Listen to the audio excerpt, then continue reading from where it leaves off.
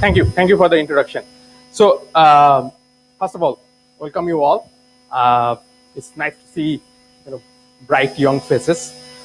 So, one of the word that you'll actually hear a lot over this next 1 week is the term research. Okay, so, and that's primarily because IISc, unlike most other institutes in India, is a research institute primarily, not a teaching institute. Unlike say IITs, which are primarily a teaching institute and then research. Here it's reversed, research and then teaching. So since you are here, you have to bear through what we talk about research, whether you like it or not. Okay.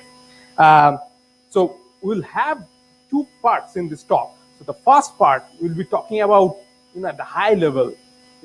By the way, this will be a pseudo-technical talk. So at the high level, we'll talk about what is research, what does it mean to you, and then we'll talk a little bit, get into a little bit more technical things where I'll be talking about one of our recent work at a very high level, so that you guys get a high level picture of what we are trying to do, and talk about like different opportunities of doing research in the area. So let's start with the first big question. So what does research mean to you? What does it mean to you? Say something. See, like I've been working for a deadline and I've been awake almost entire last night. So I can fall asleep if you do not ask questions. So if I actually give a boring talk and if you fall asleep, that's okay. But if I fall asleep here, that's not okay. Okay. So what does the research mean to you? Any kind of problem? Good. Yeah. So you said another thing.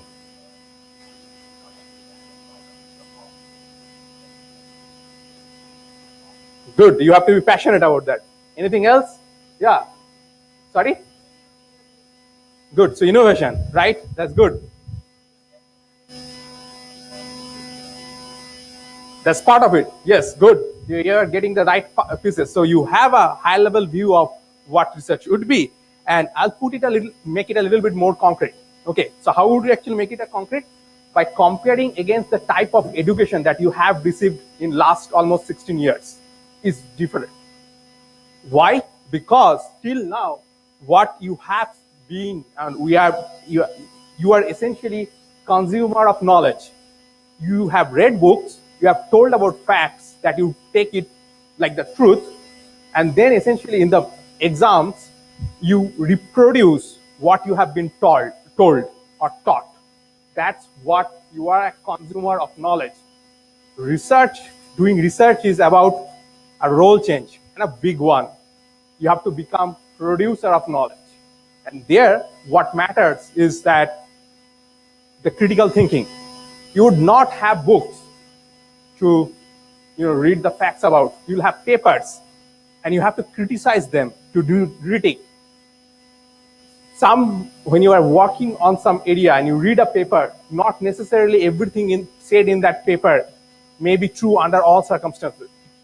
You have to critically think about it. And then what you have to figure out in the area where you are actually working, read a lot of papers, figure out the state of art, what is the current state of art, and then apply your imagination, the innovations that you are talking about, to progress, advance the state of art. So one of the things that happens in normal studies and degrees, essentially you do a lot of mugging. Means you read a lot of things, you remember a lot of things, you understand a lot of things as well, but you reproduce the same thing in your exam or going ahead. Here, there will be a lot of learning, because there is no book, and a lot of deep thinking, how we can make something better. Even more in a concrete terms, so here is what exactly is about doing research and doing successful research, is to come up with useful and new ideas and evaluate them. Evaluation is particularly for systems research that we will be talking about later. But both these terms, usefulness and new, are important. Somebody mentioned you want to actually create new things for a problem. The problem has to be interesting, or important or useful for others to do effective research. So we'll have a very very naive kind of graph where on the x-axis is novelty, which means the new thing, and the y-axis is usefulness. So when students generally start off doing research, what generally happens is that these guys are bright, like whoever coming at least in IISc or big US universities, they're bright, right? So they will come up with new things. So novelty, the initial, say probably your first idea, it will be pretty novel. It can be, but whether it is useful or not, don't know.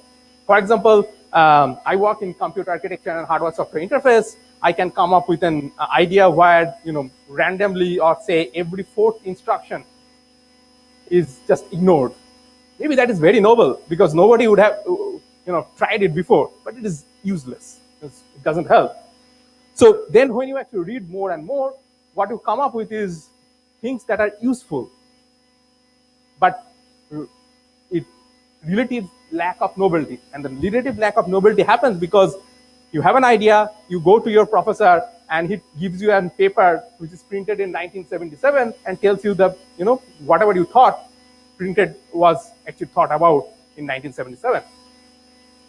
So what happens in the process of research is that as you make yourself more aware of the state of art, you do apply your more deep thinking, the ideas that you will actually come up with, the publication year of the corresponding papers by others would be moved closer and closer to the current date. And when it actually crosses over, that's when you have publications, and that's when you are doing a successful research. So that's when you come up with the third idea. That is how the research generally builds up.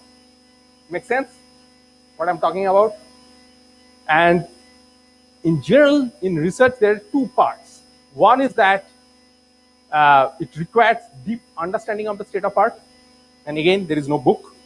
You figure it out by doing, and also poking at things, and also reading current research papers. And that could be a lot of fun, like figuring out how things work. Many of our engineers, inquisitive mind, curiosity, it's fun. And then when you find a way to make it better, that's when it's pure joy, a joy of creation that you would not get in anything else. So that's where the fun and the joy of doing research comes up. Now, the obvious question that you guys might have in your mind is that, is research is for me? Now, honestly speaking, research may not be for everybody. It might not interest all of you. And so how do you think about it? So here are the few things. First of all, does deeper or greater learning interest you? Like when you take a course in undergraduate courses, do you actually study only for getting good marks in the exam? If that is the case and nothing beyond that actually interests you, you think twice before taking into research, because a lot of the things here you have to do self-learning and have to have curiosity to understand exactly what things actually working. That may or may not lead to higher grades in your exams. The next thing is that, are you comfortable in venturing into the territory of unknown or uncertainty? As you said, you would be, when you come to places like IISc, where we do research on what we call the bleeding edge, where things are very uncertain, things are not completely known or figured out, there will be a lot of times you would actually have self-doubts because there is a lot of uncertainty. There is no way you can tell how to do research in step by step. You figure it out. And if you are fine with taking that challenge, fine with living with that uncertainty, that you can figure it out and you can actually make progress. And next, which is more on real terms, what happens is that there are certain kind of actually jobs that opens up only if you have research background or research experience. For example, if you want to come back to academia at some point of your life, you need a PhD degree. If you want to actually join a research lab where, for example, Microsoft Research or Intel Labs, you need to have PhD. Even without PhD, like the experience of doing a master's, especially if you do something somewhere like in IISc, you'll get hands-on experience of what it is to do research. And that really helps you to progress in even your other career, even if you do not do PhD, because what happens is that you would be able to take challenges and get into the unknown territory with more confidence. And that's what actually helps to grow your career as well. Now, the next question that comes up is that, okay, fine, if I actually decide that I want to actually do research, and this is a different kind of education that if I do not do research, I would never be aware of in my life. Now, the next question that comes up is that, what to do research on, right? Even in computer science, if you say that, okay, I'm in computer science, so I'll actually do my research degree in computer science. There is a question like, what area in computer science you do research, right? That's an important question. So now there is many ways to think about it. So sometimes what happens is that it is also influenced by the courses that you have taken in undergrad. There are some faculties, professors who are really good at teaching, some are not. That's fact of life. And sometimes you'll actually see that you are gravitated more towards the courses that were actually great. And that's you think that that's where your passion lies. But at the same time, what I would actually suggest is that, even if some course is not, you do not like that much, there are a lot of online materials that are available today, which were not available during our time. Take a look, you go through them, at least part, and see that maybe like this area I would have liked if I have gotten great teacher. So explore that. And sometimes people are also passionate about some areas, and then you know what you want to work on. For example, you are really passionate about mathematics, doing math, you do theoretical computer science. You know what what area to actually work on. And it's also fine to be interested in research, but really don't know what area you're passionate about or what area to actually work on. That is perfectly fine, and believe me, that's the most common case. That's perfectly fine. So what you have to do is that read a lot about our different areas of computer science, and also look for one thing, like which area or sub area of the computer science having a lot of churn. By churn, I mean the things are actually changing. There is tectonic shift in how things used to work in that area. Why? Because at the end of the day, you have to advance the state of art. And if there is a lot of changes, it is easier, relatively easier to make progress, to do publications and so on. Because at the end of the day, your research, you like it or not, you'll be judged based on how many publications you do, particularly why do you publish, the quality of the publications. So going into an area where there are a lot of changes is actually good. So that kind of concludes my high-level talk of what is research, and then I'll actually go to a more of a, as I said, it's a pseudo-technical talk, so I'll go towards more of technical side of the talk, and we'll start talking about system research. But if you have any question till this now, this is a good time to ask, and keep me awake. Nothing? No question? Go ahead. It's a very good question. So finding a problem is the hardest problem in research. So, but during trying to actually find a problem, you learn a lot. So the way to do is, there is no, as I said, like there is no steps to teach you how to do research. But generally what happens is you read a lot, and you read a lot of things, not only exactly at things that you are actually interested in. I'll give you an example. So generally, human brain is particularly good at making connections, but for making connection, you need to have multiple sources of information. So for example, if you are interested in doing research in computer architecture, read papers around it as well. For example, the related areas, operating system, programming languages, compiler. Then what actually happens is that as you read a lot of these papers and you start making connections, like some idea that was actually thought in relation to operating system or programming language suddenly makes sense in case of computer architecture. If I have to give you, as I said, like you asked a very good question, like how to find a problem. But if I have to say, one way that you can actually probably is the easiest way to get up to a good problem is to read around your area, not only the focus area. Because you would find that sometimes what happens is that if in a paper they apply a compiler technique to find a solution, they might find a solution, but you could actually figure out like, hey, they are adding a lot of performance over it, say 20 times, right?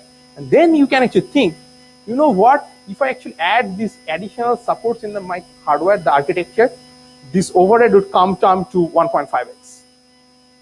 How do you find that? Because you read this other paper in compiler. So that's something to keep in mind. So reading a lot of papers, and not only in your area, is definitely one step towards that. Any other question?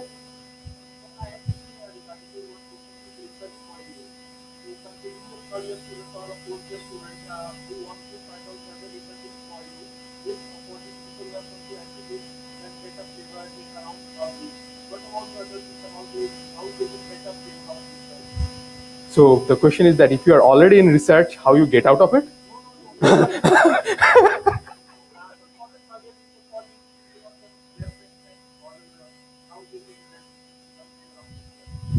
Yes, that's actually a very good question. So the question is that,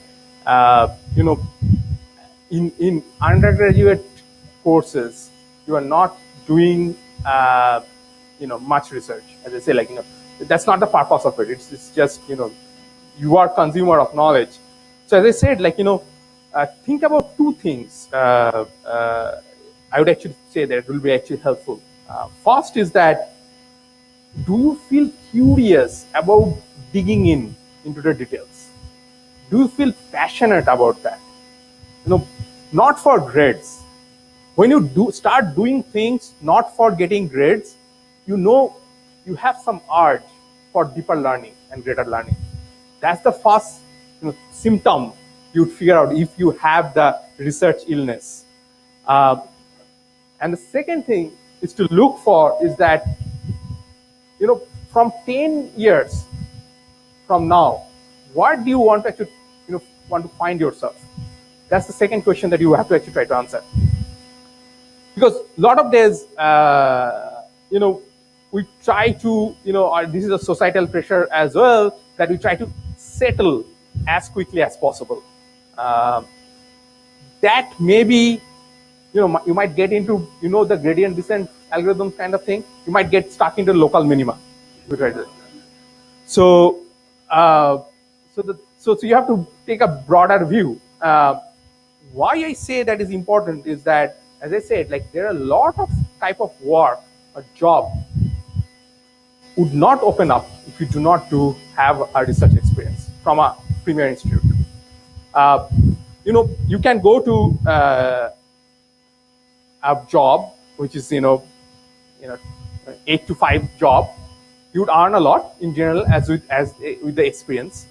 But at the end of the day, you have to ask, like, do you feel like jumping out of the bed in the morning and trying to figure out and think like, oh, this is something, this experiment I will actually run today. Maybe this will solve the problem that they're talking about. Or maybe I have an idea how these things actually work. Think about the type of jobs you'd be actually doing for the rest of your life. Because, once you actually leave that path, it's hard to come back. It becomes harder and harder. as you actually progress in your life. So I had this dilemma. I would actually give you a personal point of view. So when I was actually going to go for PhD, even after getting admits, I was not sure whether I should go for PhD, because fact is that at least 5 years of your life is committed in that. That's minimum. And in US, sometimes it takes actually longer, 5.5 years and so. So I was not sure. And then I started kind of thinking about my life, like what I really want. So I definitely wanted to have a PhD. Doesn't matter. Like I wanted to test the research, and most of all, probably, I wanted to write doctor in front of my name. Although nobody calls me doctor these days, unfortunately. So then I figured out, okay, I want to do PhD, but I'm actually afraid or not sure, should I actually commit this next 5 years of my youth, or that's the prime time, in slogging for research. Then I had a solution one morning. I thought that I have actually two options. One is that doing PhD and regret for next 5 years. It can happen. That's the worst case. This can happen. Or I can do, PhD. I may not actually do PhD and regret for my rest of my life. So I chose the first option. It's fine to regret for 5 years or 6 years, not rest of my life. So that's probably, my personal annotation. Anything else? Yeah, go ahead. Mm-hmm. Can you be louder?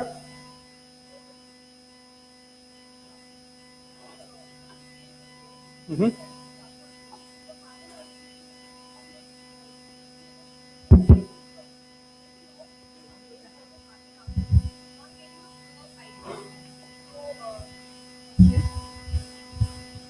Hello? Mm-hmm. Am I audible? Yep. Yeah. So in that scenario, sir, how to proceed with the same thing? Because there are some deadlines also which have to be met up with. So you initially you have an idea, you are going through it, proceeding, and then there is like you're stuck somewhere. And then you keep on losing the motivation also because you have worked so hard, and it's kind of disheartening also then when something which is about to get formulated gets stuck midway. So Okay. that is the main concern in my case. Okay. So you have some experience with research? So actually, I won't say I have that great experience, but currently I'm working on something. So I was trying to figure out something, and I got somewhere stuck. And I was like, I don't want to lose on the work which I have done previously, and I have to meet up some deadlines also. So this is my case. The reason I just want to keep myself motivated in it. True. That's actually a very good question, and this is not an uncommon case, to be honest. Around 2 years into my PhD, and so you are in undergrad, right? So that's a little bit tougher because you have a tighter deadlines. But still, I'll actually give a personal story. So in 2 years down the line of my PhD, so I was fed up because essentially this is the case. Like I was reading stuff, I was trying to come up stuff, doesn't make sense initially, and then it falls apart. So, and my advisor was actually very senior professor, so hardly met. He was in sabbatical, and then I'll actually see my friends, who were working with a junior professor. They are, helping them out and making progress, and so one day I remember. So my professor, the PhD advisor, was a big shot. So he was in Obama administration. He was a scientific advisor to the U.S. government. So at that level, and he will be in Washington sometimes as well. But he was really, really, really nice person. He will actually help you out a lot. But if you compare to an assistant professor who needs to actually get tenure, especially in US, they will actually help more. So actually, I remember that I had a conversation with my advisor, and actually told him, like, is this enough? I plan to quit. So so what I'm trying to get is this actually happens, but then there was a life-changing advice that I actually got from my advisor is that the reading about things and trying to make progress, you are gaining knowledge that in real terms, sometimes it feels that you are not making progress, but you are actually making progress. That is not realizable by yourself, but it is realizable by somebody around you, like an advisor. And he told me that, if you are not making progress, I would not have wasted my time on you and I would have kicked you out. Till I kick you out, you're fine. Don't worry about it. Now, I was lucky to have somebody like that with me, but it does happen that you are actually stuck. Don't lose motivation. So few of the things that actually I would actually suggest under those circumstances is that, and this is something that my advisor suggested as well, take a break. Take a break in doing something else. Don't go and start. What I mean by taking a break is not like take a break and start watching Game of Thrones. What? And then after 3 days you finish the whole series and then you'll feel worse. Okay. So what I actually mean by that is taking a break from what exactly you are actually doing. Do something else while you are making progress. There are a lot of probably you might actually like coding. There are a lot of websites like CodeChef and so on. Take a problem, do code and stuff like that. That will give you a sense of you are achieving something. That will help in keeping you motivated. Come back again, read something more, and come back with more motivation. And this is part of research. And you think that you are actually wasting time in doing research, but this is a life lesson that you are actually having under uncertainty, under frustration, under things when things are not going well, how to actually stand your ground and do your work in the hope that you are making progress somewhere, sometime. If you are true to yourself, you are actually making progress. That will make you a better researcher going forward and better human being. Okay. Okay, so I might be actually running late. So now we'll start getting into the technical, pseudo-technical things. Some of these may not make sense. Okay, or I'll try to actually raise the level, but it may not make sense. That is okay, but you'll actually try to you'll see the steps of doing research. This got, anyway, I would go to talk about the systems research. So what we mean by systems, at the very high level, what you are trying to do with a computer is trying to solve a problem. That's the highest level. And at the lowest level, what you have are electrons. That's going to help you do that, right? So there are multiple layers of abstraction between that. So between the, when you have a problem, let's start with from the top. So when you have a problem, first you try to figure out an algorithm, right? And then you have programming languages that you would actually code your algorithm in. Then you have compiler that will actually take the the higher level the code that you have written in the higher level language from the compiler to the code that the hardware can understand. Then you have the runtime system, like the operating system that can manage the hardware when you are multiple applications running, managing its resources and so on. You also have the runtime system, for example, if you are running something on Java, there is Java virtual machine and so on. And then you have this architecture. This is essentially from here it starts the hardware, from the architecture part. First part of that is what we call the instruction set architecture. So that is essentially the contract between hardware and software. Essentially the what language what hardware understands and how the hardware is expected to behave. That is part of the instruction set architecture, and that's where how the compiler runtime system actually interacts. Also, definitely the operating system gets involved in. And then comes the microarchitecture. This is inside your chip. They do a lot of gymnastics. We'll talk about some of these gymnastics later on. And that comes under the microarchitecture, how this hardware is actually designed. And then comes the transistors. Now, all the digital systems, they have like billions of transistors. For example, our latest CPU would have around 18 billion transistors. And the transistors, you have to think about nothing but a switch that you can flip, 0 and 1.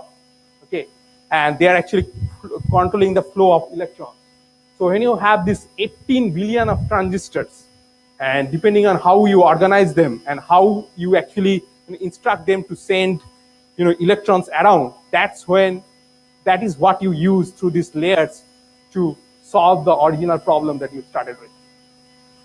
And by systems research, we generally mean starting from this microarchitecture, these layers, microarchitecture, runtime compiler, and parts of programming languages. Because parts of the programming languages, other part of the programming languages falls under the theoretical computer science. So why systems research is kind of delightful, at least for me.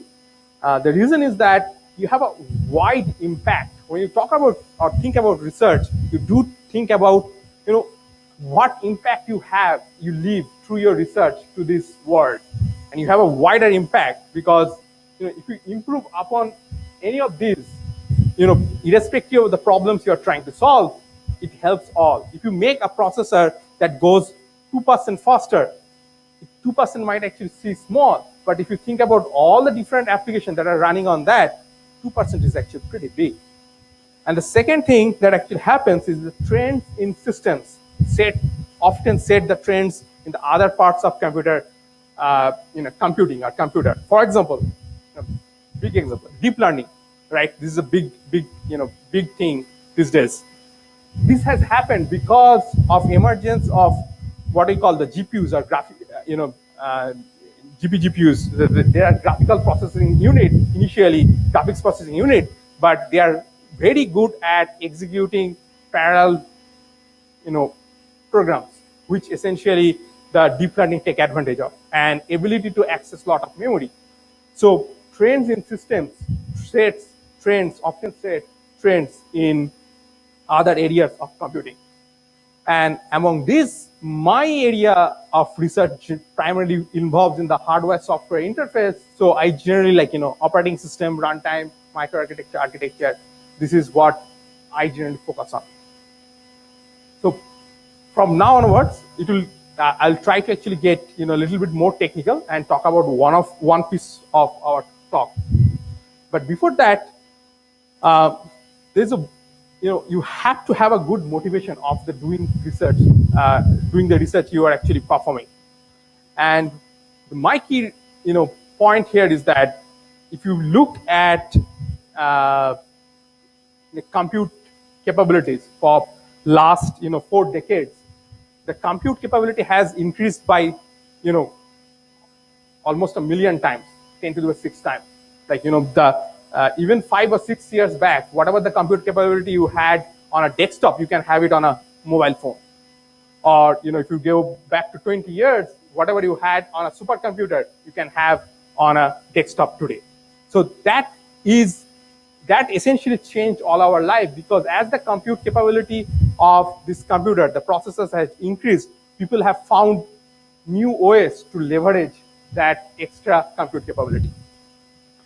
And if you actually break down how this 1 million kind of improvement actually came, it came roughly from 2 sources. One is what we call the improvements on the microarchitecture. This is the gymnastics that I was talking about, like that the processor does. For example, when you execute a program, if it has if-else conditions, it tries to predict through perceptron and neural network, like whether you take the if path or else path.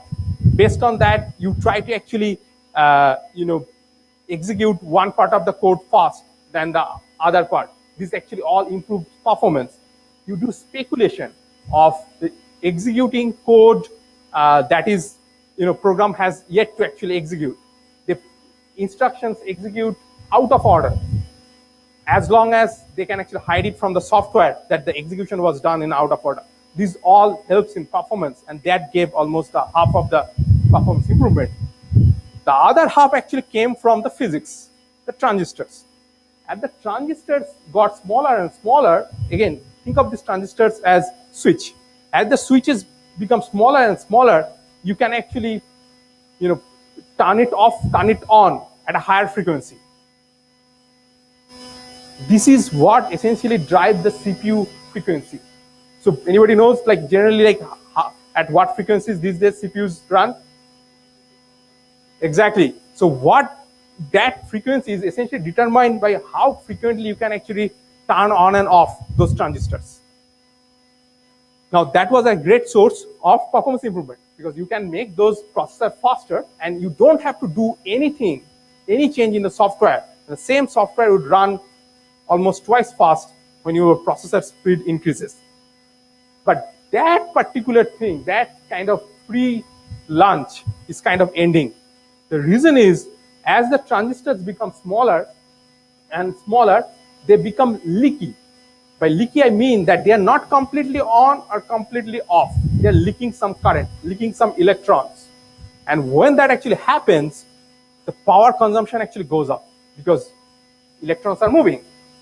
And you cannot make the processors frequency go up without overheating them because as the electrons move, they dissipate energy. So that's a fundamental change in the physics that is actually driving that essentially affected all our lives. And this, by the way, just a small kind of off and comment. So this was actually this breakdown was taken from one person's talk called, his name is John Hennessy, and remember that name. We'll actually come back to.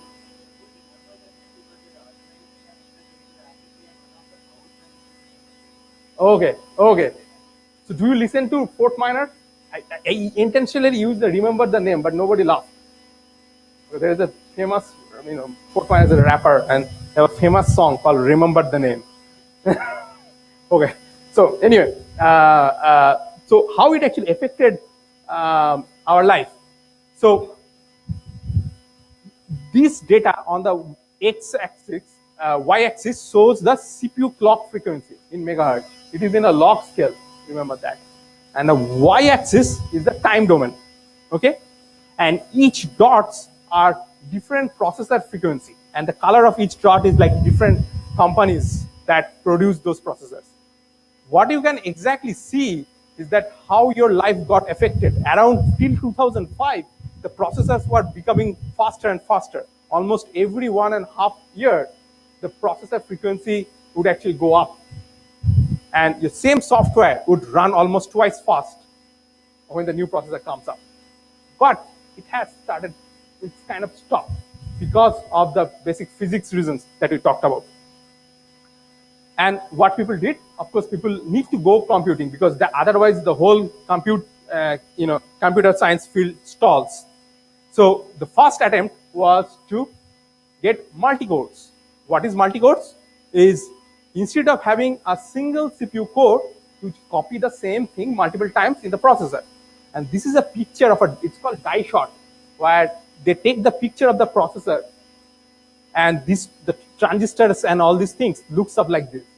So this different portion that I am actually showing is a different code. So, and a multi-core, you have essentially copies of multiple essentially CPU cores. So why it helps? If you have a multi-threaded application, which means a parallel application, you have that take advantage of that because you can run things in parallel in the same processor. Or, for example, you are compiling your code at the same time you are probably doing Counter-Strike or Dota. That helps too because then they will be running on different cores. So that helped to an extent, but that is also becoming harder and harder. You'd not, adding more and more cores, the aggregate energy still adds up and it hits up the chip. You cannot make it go even faster or add more and more cores. There is also the economic reason. Making a bigger chip costs more, putting more cores costs more. So that is also not looking good. So the fundamental challenge that is coming up in this hardware software interface and the computer architecture is that how to sustain growth in computing capability under this constraint given by physics. So towards that extent, what people have been kind of these days looking into is what we call specialization. So what I mean by specialization. So we talked about this, the stack of computing a few minutes back. And what you have to actually observe is that when you have a general purpose CPU, the same stack is actually executing different programs, different problems. For example, you might want to actually run a deep learning problem or a database. They have very different requirements. The deep learning ones require a lot of compute intensive. They have a lot of matrix multiplication. Databases might be more memory hungry, memory bandwidth hungry. They are accessing a lot of data in random or trying to scan through. But doesn't matter. It's all the same. The stack is same for the general purpose CPU. Mostly same. And that is where you actually lose out a lot. Because lot of optimization that you could have actually done if you had known what type of problem you are executing is lost in the abstraction. Okay. So what people are now started doing is what we call specialization, where you take up more end-to-end approach, where you look at one problem or one domain of problems and create the whole stack for that particular solving that particular problem, making the common case of that particular areas of problem faster. So you would have accelerators, which is a hardware that is built to solve a particular problem. You would have its own runtime. It will have its own compiler, even programming languages, and so on. So that way of specialization actually helps grow, increase the performance a lot, because you're optimizing for a given problem and you're giving away generality. And often, yeah. So this is the high-level thing that we want to talk about. And there is a lot of accelerators that are actually coming up these days. One very common one is the GPUs. It's essentially a graphics processing unit, but instead of not only graphics, but it is also very good at executing data parallel programs. The programs where same instruction is executed on multiple data. Think of adding a matrix, multiple entry. You are doing the same addition but different elements. Those are the kind of things the GPUs are really good at. Then there are many other accelerators. For example, Google's has TensorFlow, Tensor Processing Unit, that is for deep learning. NVIDIA has DGX1. Then there is for databases, there is something called Oracle's DAX. These are all commercial. These are actually available today. So what I'm talking about is already kind of here. Microsoft has this Catapult. There are accelerators for cryptography and so on. And in general, they provide 10 to 100x performance per power, performance per chip area improvement over general purpose CPUs. So the question is that, does it mean, and we'll actually focus mostly on the GPU today for today's talk. Now, does it mean that this specialization, coming to the specialization, solves all our problems? We'll see that it's not completely true, and that's why we're actually doing research on that. And to understand where the problem is in specialization, let's first take a look at how generally a program that take advantage of accelerator are organized. You generally have parts of the program which are generally initialization or memory allocations. These are generally executed on the CPU. Then you have basic the main part of computation that are generally executed on the accelerator. Then there are parts of the program which are again more single-threaded that are again computed on the CPU, and so on. For example, if you're running an iteration over a simulation, you might want to find the convergence point in the CPU, but you might want to actually execute the simulation on the, say, GPU. So the high-level point is that accelerators alone are not enough. You have to tag it with a general-purpose CPU, and that's where the heterogeneous computing comes up, where you have accelerators part general-purpose CPUs, and this is what rest of my talk will actually focus on. And there are many commercial, heterogeneous processors already available. This is one that CPU plus GPU systems from AMD. Oracle has CPU plus DAX, which is the database accelerators. And today we'll actually mostly focus on these CPU plus GPU systems. We're talking about where are the cores and accelerators in such systems. So what are the challenge in such heterogeneous processors? The challenge is programmability. So you can create a really, innovative and really, fancy, hardware. But if you cannot actually program it, you cannot make use of it. And if you have to be able to program it easily, otherwise it does not make sense. There has been cases in the past where this has not been true for some processors, and the whole processor just died. Like IBM Cell is an example. For example, if you have a CPU plus GPU heterogeneous processor, you want to actually execute the parallel tasks on the GPU, but the serial task on the CPU. So I'll actually start going a little bit faster because I'm actually running late now. So for this kind of heterogeneous processing and help the programmability, one of the key things that you require is the ability to share data across like the CPU or the GPU in a seamless fashion. And we'll see how it can actually become troublesome. So on the CPU, when you access the same piece of shared data, you do it through virtual memory. For example, when you do memory allocation through malloc, say, the data that the address that you get back is not a real address, it's actually a virtual address. And that address is translated by the the hardware at the runtime. Okay. Similarly, when you have GPU also has its own virtual memory, can have its own virtual memory.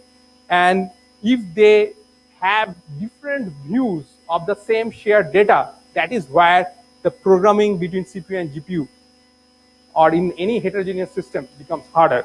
And that becomes particularly harder if you have pointer-based data structures like graphs, maps, linked lists, and we'll see why. Let's take an example of a very simple pointer-based data structure where you have a key map where you have keys and there are these red ones are the pointers pointing to the data. And let us assume that if you have a CPU virtual address space, which are the addresses that your malloc can actually return, and those are actually mapped in CPU's virtual address space like this. You have the data here, and the red pointers are pointing to those data. Now let us assume that the GPU has its own virtual address space, and you want to access the same data structure to GPU's virtual address space. And what would happen is that it can actually, that structure can map to a different location in GPU's virtual address space. The data can actually go to even more different places. Now the problem happens is that these pointers now become stale because they are not pointing to the right addresses because the data just moved in GPU's virtual address space. So that leads to a lot of manual effort where the programmer needs to manually adjust the pointers. It's called deep copy. And this is a bottleneck or the hardship of programming these heterogeneous processes. Instead of that, if we create a single CPU GPU shared virtual memory or shared virtual address space, that problem would just go away. And many of the recent hardwares actually started having that, where they are providing the CPU and the accelerator, here in this case GPU, a same view of the memory that makes the programming easier. But then what we started thinking about is that, okay, fine, that is helpful in programming, but at what cost? At what performance cost, right? So we ran some of the experiments for that. So what I'm actually showing here is that on the x-axis is the running time of a particular program that was accelerated on GPU. This is a Monte Carlo simulation. You don't have to actually go into the details of that, but we ran a program, okay? And it's a runtime. So lower is better.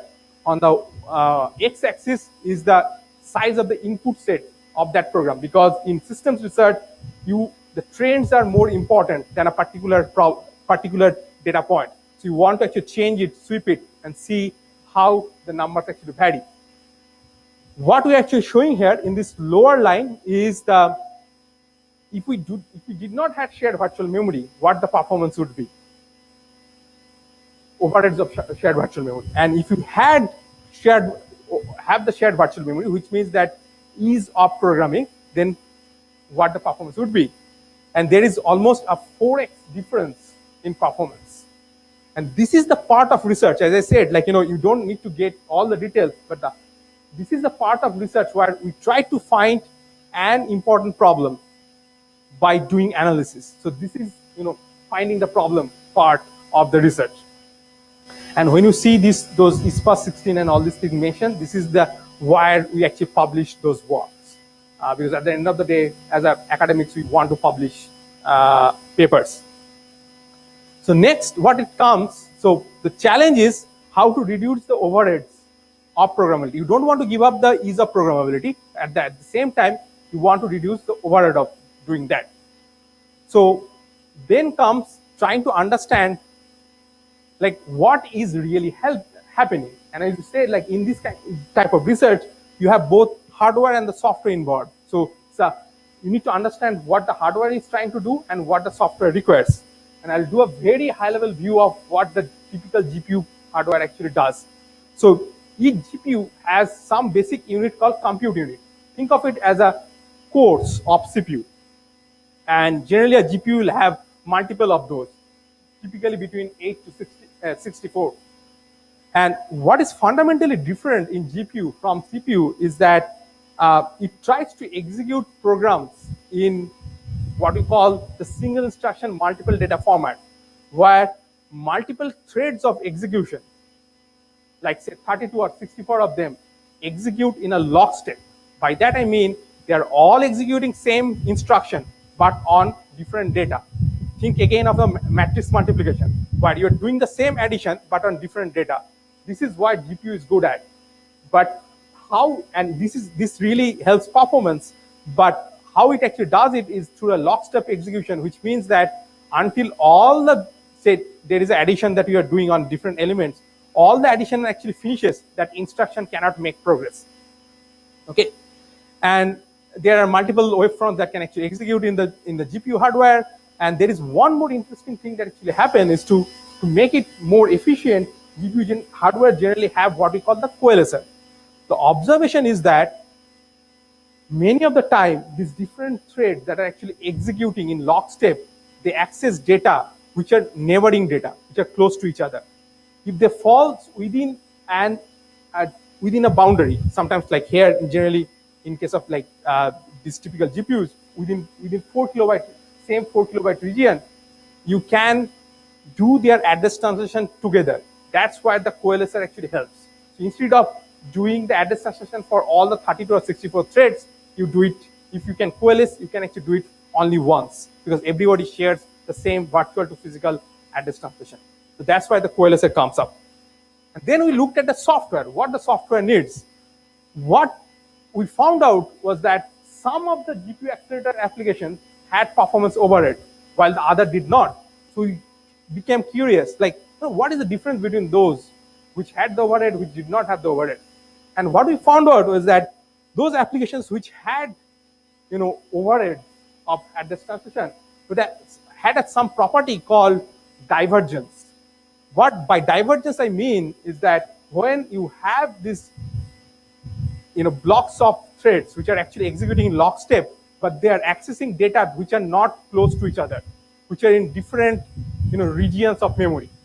If that happens, the coalescer becomes ineffective, because it can coalesce only if the data that it is accessing falls in the same memory region, like 4 kilobyte region. We also observed that the wavefront that we are talking about, these are threads of execution, they fall in the different some of the wavefronts are actually more well behaved, but they are actually pretty well coalesced. Some of them are not. So there is also a difference between even inside the application, what type of wavefronts are actually getting executed. So this is the part of understanding the source of the problem that we actually studied. The next comes is that the innovation part. And here the key insight was that as these threads within the wavefront or WAP execute in lockstep, doing the work for one of the threads does not help.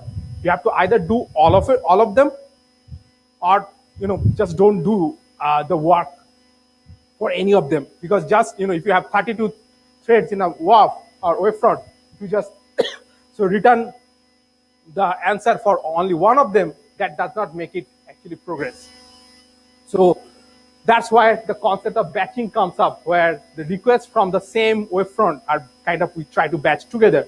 And then we also talked about like how, sorry, how different wavefronts have different number of amount of divergence. Some wavefronts are well behaved, some wavefronts are not well behaved. Those who are not well behaved will anyway lag. So let's deprioritize their work. So with these two things, we got, this was our innovation. And with that, what comes is the evaluation. Did our technique actually help? This is also a key part of systems research. And I'll show you some numbers. On the x-axis, y-axis is the speed up over what is the baseline, like on the current state of art, how we are actually improving. That's the speed up numbers. On the x-axis is the different name of different applications that we actually studied. And the blue bars are the baseline, what the current state of art is. And the violet ones are where, like, with our innovation. And we generally see there are around 22% of speed up across variety of applications, which means our techniques actually help. The second thing that we found out is that if we had an ideal system, which is unrealistic, it is just in a simulation that would not have all this overhead, then you can actually increase the, there is a lot of headroom to improve upon. So what it also means is that there is scope for further research to improve our current work. So with that, I'll actually end this part of the talk. I'm not sure how I'm actually doing with time. 2 minutes? Huh? 2 minutes. Okay. So as I say, like, this is just one example of work that I actually mentioned about. But as I said, like, systems itself is in churn. So there are many other areas that are pretty interesting, at least to me. For example, you might have actually heard of cloud computing. In a cloud computing, the virtualization is very important because multiple applications for multiple people are running together. You want some kind of isolations. And we also talked about how accelerators are becoming important. So how to efficiently virtualize this accelerator for cloud. That's an important problem area. Then traditionally, we had the computer hardware arranged such that the CPU could access only the memory, the DRAM, and there was this storage. And whenever you want to access something on the storage, like hard disk or the SSD, the operating system has to first bring the data in the DRAM, then only the CPU could actually access it. But with emergence, there is something new technology that is coming up for non-volatile memory that can serve both as memory as storage. So it is blurring the distinction between the long-held distinction between the memory and the storage. That means that we need new ways to program it. Programming languages, compiler, operating system, and hardware. All these things needs to be thought about again in this context. So with that, this is the takeaway. I'll try to conclude. So I hope that I try to motivate you that research is different from traditional form of education, and this is something that if you do not do, you miss out on in life. So try it out, at least masters at top places. You would actually get a taste of research. And if you like it more, go for PhD. Okay, and it can be both fun and satisfying. And another point I try to actually make is that, particularly in systems, where my area of interest are, there's a lot of challenges and opportunities that are actually building up. And final 1 minute I'll take. Sorry, I can't help but to actually advertise this. So have you heard of Turing Award? So that is essentially the Nobel Prize for computer science, all of computer science. Okay, and this year it was the computer architects who actually got the Turing Award. So it's a proud moment. Not only that, IISc has an connections to them. One of our professors, he's a direct student of John Hennessy. I'm a little bit further, but my academic grandparent is David Patterson. Okay, with that, I'll end my talk. I hope you don't feel your time is wasted. And thanks for keeping me awake.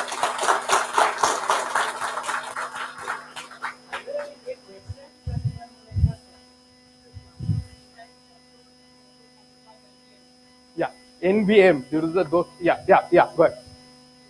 I've seen the picture of Intel Optane being there. Yeah. So how is Intel Optane is it something like specific No, no, specific it's- hardware that you have mentioned earlier, like the accelerator, or this is under which class does it fall into? Okay, so non-volatile memory is a generic class of memory. I took that picture of Intel Optane because it's commercially available, but there are other type of technology and other vendors as well. It was just for ease of that.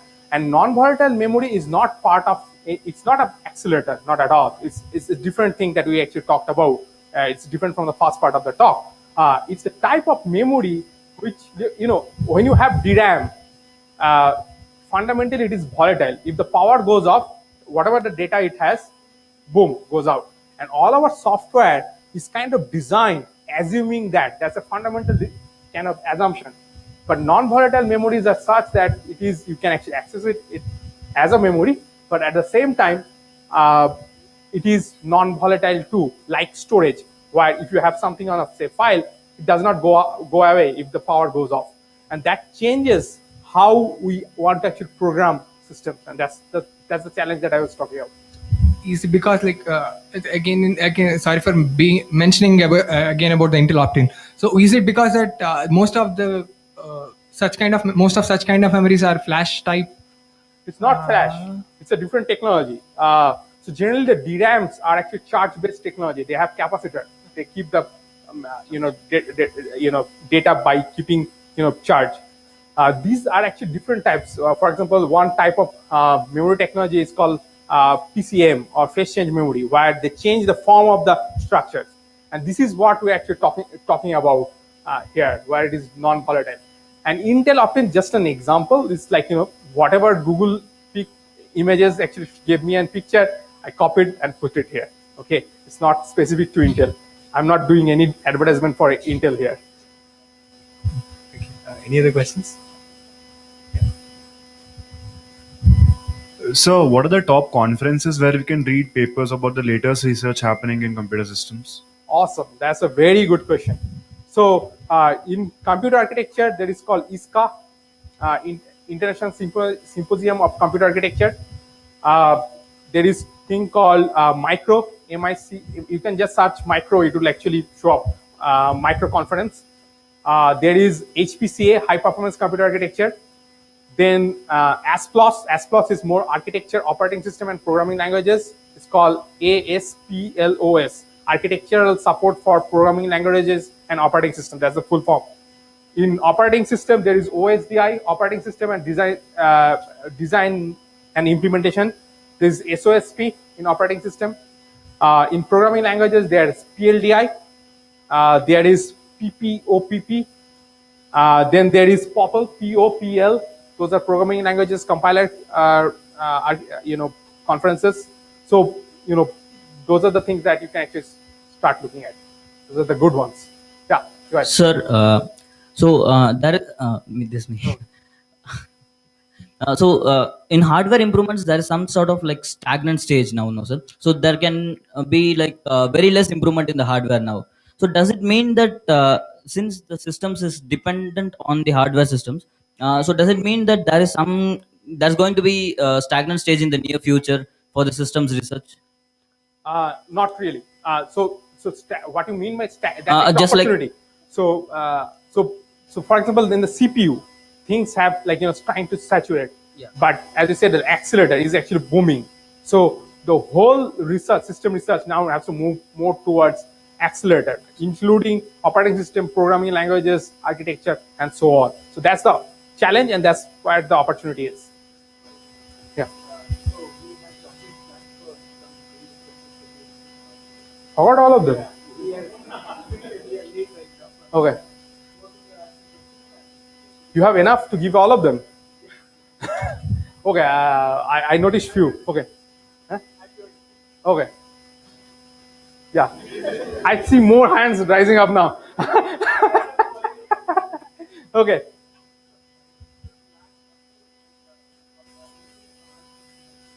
Louder. Yeah. Awesome. So electronics do age. Transistors become unreliable. as they use more and more times. This is a switch. Like think of switch. To turn it too many times, switch will break. This is starts happening actually. And the way the hardware is actually designed and the system software is designed, they know this kind of unreliability can happen. So they turn off parts of your processor, but at the cost of functionally it will work, but at the cost of performance. That's what you are probably seeing. That's how we make business, right? If it would not age, you would not have actually bought the new one. Samsung would not have made money. So for there was another question, right? Yeah. So you have taken a question. So I'll take it from another. Yeah. Right. Oh, these are completely different. Yeah. So this is shared virtual memory, and SVM is a support vector machine that is on the AI. Okay. Good question. It was actually my fault. I should have actually mentioned it clearly. Okay. So those who laughed at me, not you. Yeah.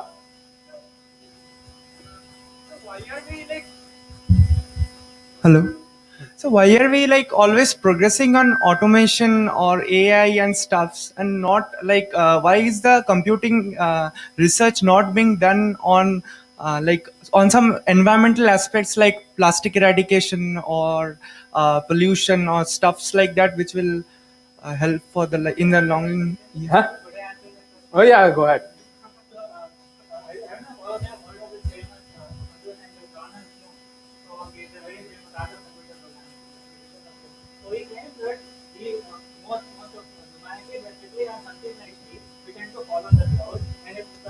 Exactly. You are exactly. You are reading too much of Times of India. Anything else? Oh, there is one more. As in 50 years, if whatever is claimed in quantum computing achieves the results. So it will be a different research. Quantum computing is completely different. So it will turn things upside down. So if it is really realized, and as you rightly point out, it's not near future. It's future. It's far future. If that happens, system research will move into that. It will be everybody will be doing quantum, then quantum computer. This is another thing that you have at an advantage of as an academician. You change your color based on what is interesting to you. Anything else? What happens when the Chocolates will be CPU finished anyway. What happens when the CPU is overclocked? CPU is overclocked. It heats up. So when you actually overclock, it's essentially when you actually crank the system faster and faster, higher clock frequency, it dissipates more energy, and this more energy means heating up, and it can actually go to a point where the chip can melt, cannot actually sustain, and the power density is already higher than the density the thermal density of the sun in a processor, by the way. So if you want to heat it up more, bad things will happen. Okay.